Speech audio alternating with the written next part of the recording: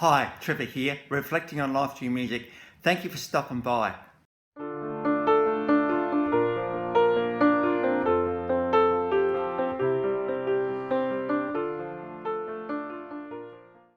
Well, coming again today, you're very welcome. How great to see you all back. I trust you enjoyed my last video on singer-songwriter Gilbert O'Sullivan and through his song Alone Again Naturally, which was a massive song for him. We looked at how comfortable are we to be on our own, so I trust you found that one encouraging. We're going from there to 1962 in Tulsa, Oklahoma. Troil Garth Brooks was born, and if you just take out those last two words, Garth Brooks, that's the guy we're talking about today, country megastar, this guy. The incredible thing about this guy is he brought country music into the arena. So we're talking massive crowds to go and see this guy. He has the freedom on the stage because he uses a headset mic, which is a bit different for a country music artist. And because of that, he's really captured the hearts of the world, this guy. Very revolutionary, really, in this genre. And he has had some incredible success, absolutely. The family he grew up in was very musical, and so there were many family talent nights that this guy was part of. But he found that he thought that maybe athletics was his thing, and so he did various things from track and field. In fact, he won a scholarship for that. Football and baseball and javelin. And at some point he was a bouncer in a few nightclubs, and obviously being around that scene, you'd soon realise, hey, I actually could do that music thing that those guys are doing up here. So he soon formed his own band, and from that point on he didn't look back. Garth Brooks is the magician at giving the crowd what they want, and because of that, he's round absolute success. He graduated from 1984 in advertising. That's another interesting thing there about the fact that, what can I do to bring my image to the world? So I'm sure that bit of training has helped his stellar career since then. Around the late 85 to 87 period, he started to travel a bit, and he was starting to seek some contracts because he thought, hey, I want to actually do music because I reckon I'll be able to do it pretty well.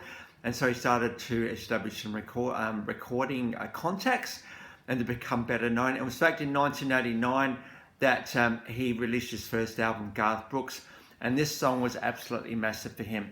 It went to number 2 on the country music charts and number 13 in the Billboard Top 200. And the world absolutely started to realise that this guy was a powerhouse, not just a country singer, he was a powerhouse across many genres. A couple of songs off that album, If Tomorrow Never Comes. This is considered one of his signature tunes. He actually has a few, but this is considered one of them. And I'm going to actually just talk about the clips first because I think there's a link where I want to go today with a few of these songs.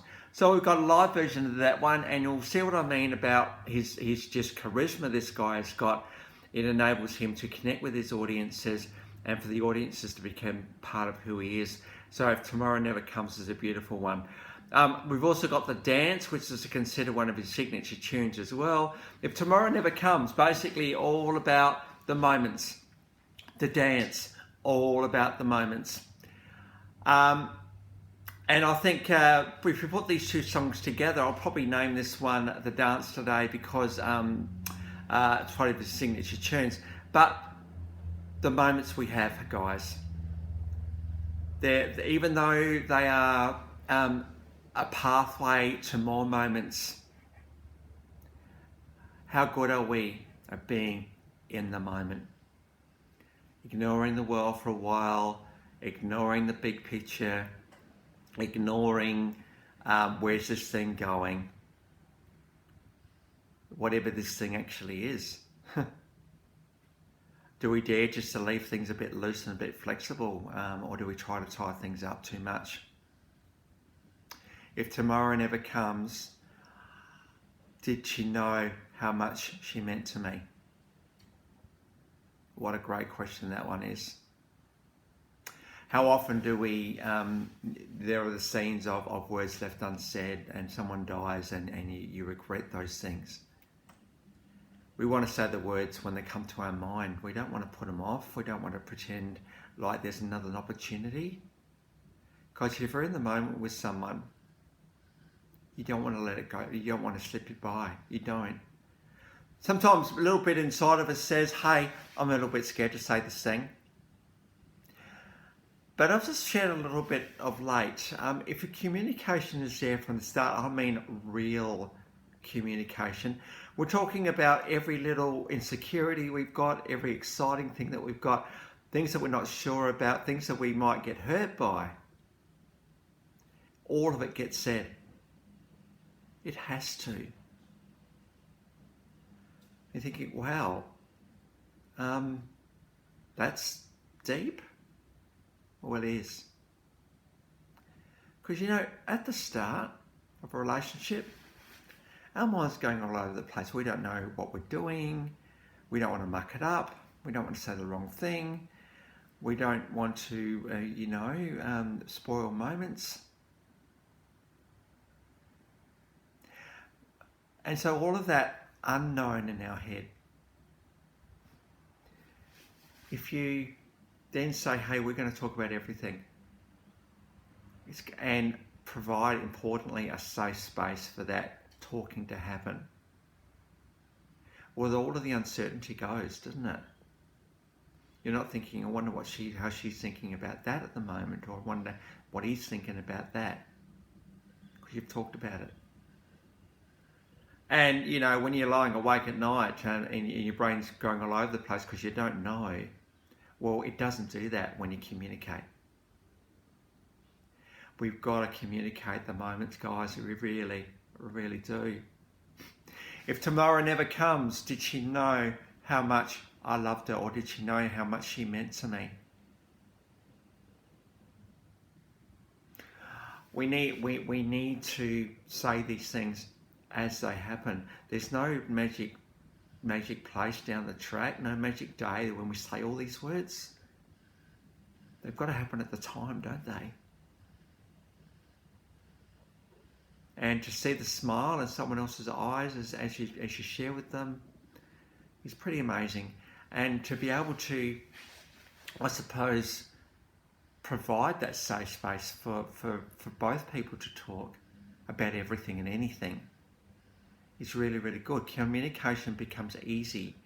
And when communication needs to be perhaps a bit harsher, a bit harder, a bit more, complicated, well, there's kind of an environment of communication there, which means that, hey, we can actually do this thing because we know how to do it. As opposed to, oh God, I wonder how this is going to go.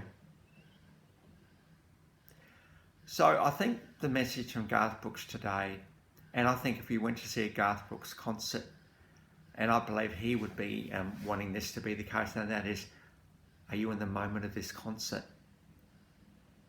Are you in the moment of it? Do you really, really understand it? Do you really, really get it? That the world stops and disappears when we have experiences like these ones. So we're not looking for the next thing. We're not looking at that point for the next thing. We're looking for now. Stopping our hearts, stopping our minds, stopping our dreams, our aspirations, even stopping assurances around where things are going and stuff. We don't know where things are going, actually. No one does. So why fixate on it? Well, you might be thinking, well, Trevor, it's all very nice for you to say that, but what about if it finishes up? What's going to happen then? My heart's going to be broken. I think there's one thing that we can do at the start, and that is to make a promise that if it does come to an end, we be very kind, very, very gentle. Because if that promise is there, well, then it's not going to be nasty, is it?